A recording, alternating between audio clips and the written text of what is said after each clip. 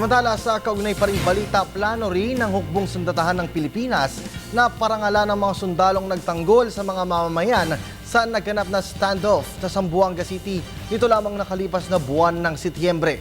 Ang detalye naman ng balita mula sa aming kasamang si Waywaya Magkalma, live mula sa Campo Aguinaldo. Waywaya, magandang hapon.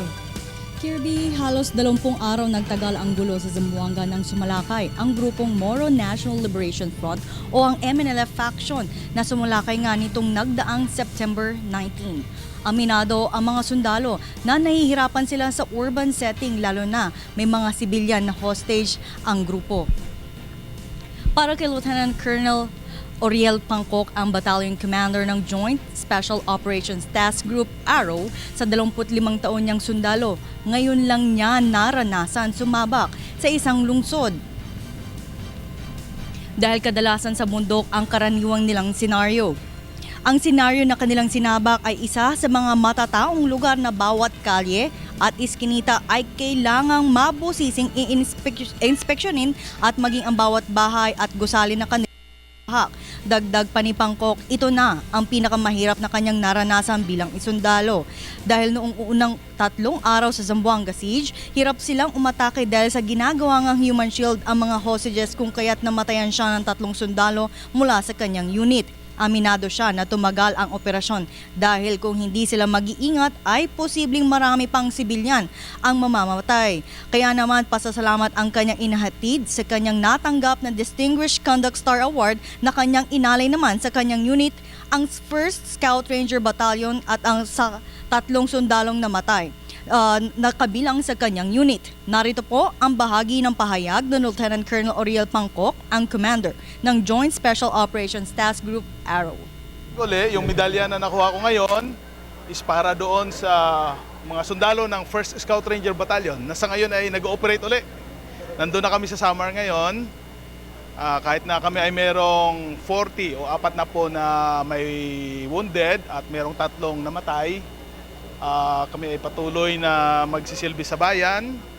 This one actually, sa akin lang to binigay siguro, pero actually this really belongs to the 500 strong na opisyal at mga sundalo ng 1st Scout Ranger Battalion.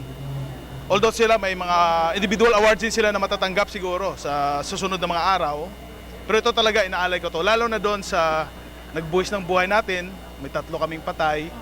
Si PFC Buagas, PFC Dyna, at si PFC Packet. Para sa kanila ito. Kirby, si Marine Private First Class Eduardo Jose naman ay tinamaan ang kanyang kaliwang dibdib at nadali nga ang kanyang baga. Ayon sa kanya, madaling araw ng September 14 nang makaengkwentro niya ang isa sa mga miyembro ng MNLF. Nung una ay akala niya kapwa sundalo ang papalapit sa kanilang pwesto sa Santa Catalina dahil siya nga ay naka-uniform. Nalaman na lang niya na siya ay kalaban nang marinig niyang magsalita ito ng tausog. Saka siya sumigaw ng kalaban. Kanya naman napuruhan ng kalaban at namatay ang MNLF na halos 3 di pa lang ang layo ng siya ay barilin. Sa kasamaang palad, namatay ang kanyang body at siya naman ay nawalan na ng malay sa laki ng natamong sugat at kinailangan pang bigyan siya ng 9 na bags ng dugo. Sa kabila nito ay itutuloy pa rin niya ang kanyang bilang isang sundalo matapos nabigyan siya ng mga doktor na maaari na siyang bumalik sa serbisyo dahil posibleng aabutin pa ng ilang taon bago nga siya makabalik. Kaya naman sa parangal na kanyang natanggap, lubos siyang nagpapasalamat sa pagbibigay pugay sa kanilang ipinakitang kabayanihan. Narito po ang bahagi ng interview kay Marine Private First Class Eduardo Jose na nakatanggap ng Wounded Personnel Medal. Masaya sir, masaya. Yung binigyan kami ng award ni Presidente Pinoy. Sir, yung nangyari sa Zamboanga, ito po ba yung pinakamahirap na na-encounter ninyo sa buong pagsusundalo?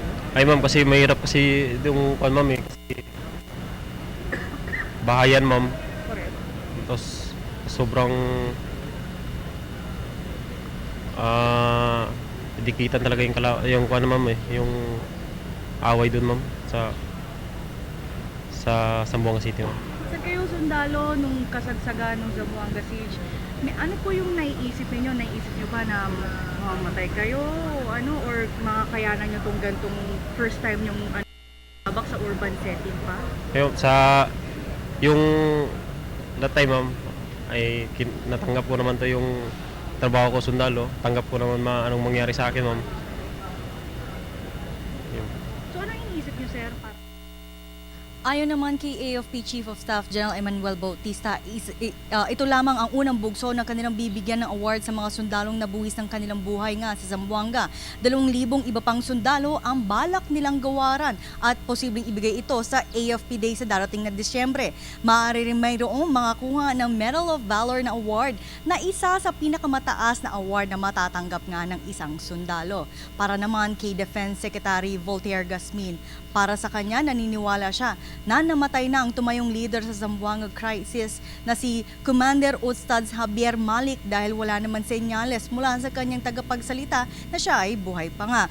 Gayunpaman, patuloy naman ang paghahanap sa kay MNLF founding chairman Nur Miswari para kasuhan nga dahil sa nangyaring Zamboanga crisis noong Setyembre. At Kirby, yan ang pinaka-latest update mula rito sa Campo Aguinaldo. Maraming salamat sa Baya Makalma.